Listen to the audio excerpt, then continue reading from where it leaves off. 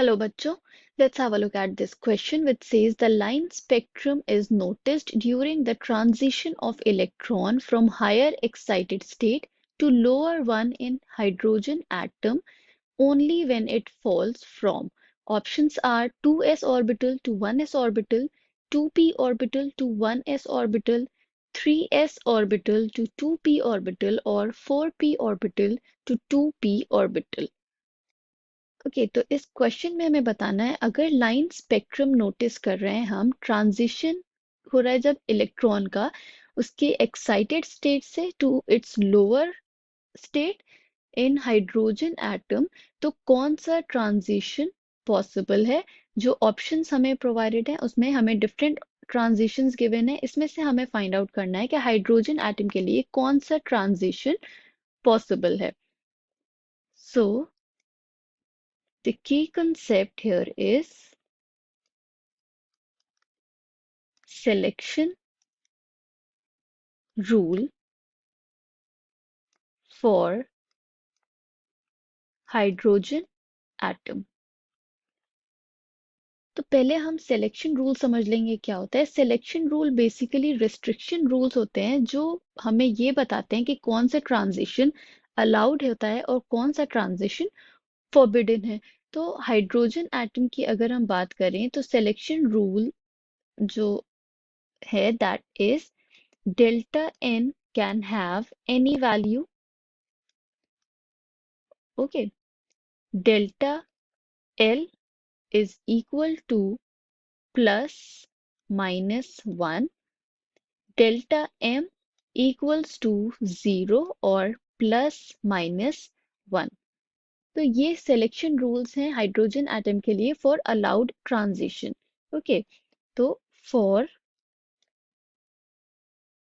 Allowed transition वो transition possible होंगे जिनमें जो चेंज है डेल्टा एन की कोई भी वैल्यू हो सकती है, डेल्टा एल में जो जो एल की वैल्यू में चेंज होगा that should be of plus one plus minus one and delta m में भी चेंज होना चाहिए प्लस माइनस वन का।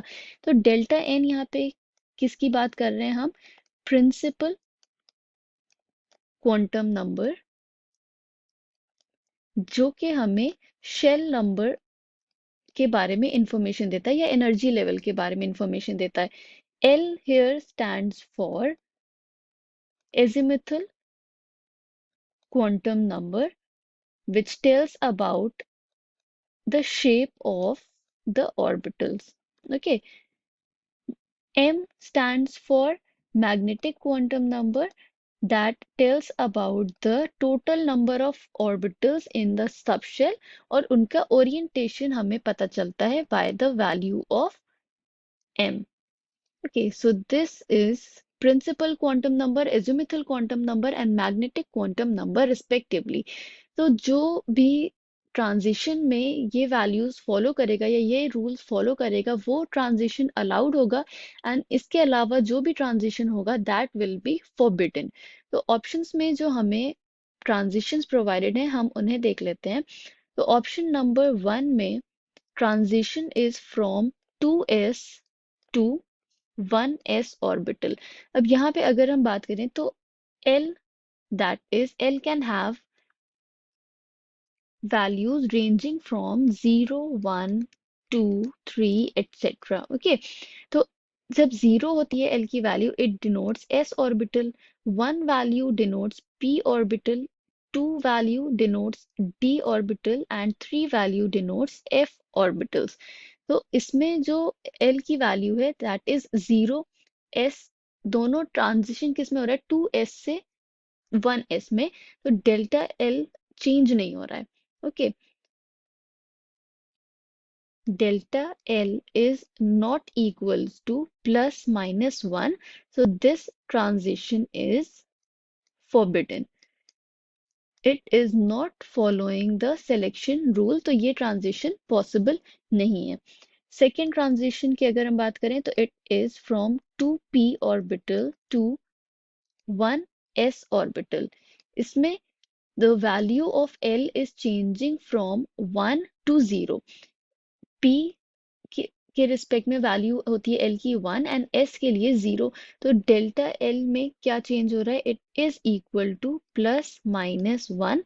So this transition is allowed.